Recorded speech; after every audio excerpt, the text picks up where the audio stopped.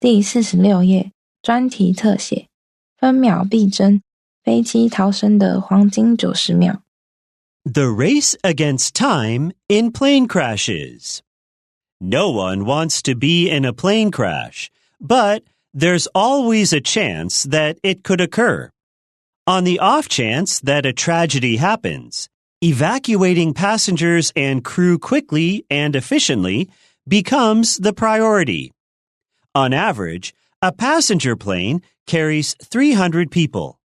Getting that many people off a crashed plane is no simple task, but it has to be done as quickly as possible. Post-crash fires are the greatest hazard if the plane has managed to crash land with the fuselage still in one piece. Tests in the 1960s by the Federal Aviation Administration, FAA, revealed two types of post-crash dangers, a fireball and a flashover.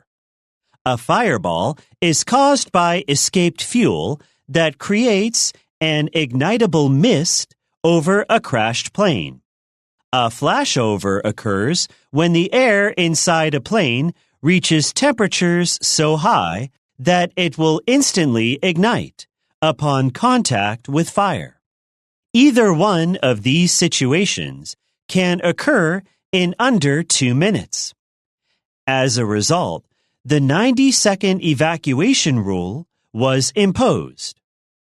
When a new aircraft is made, plane manufacturers are required to demonstrate that all passengers can be evacuated from the plane within 90 seconds. This requirement must be met before the aircraft receives its safety certification.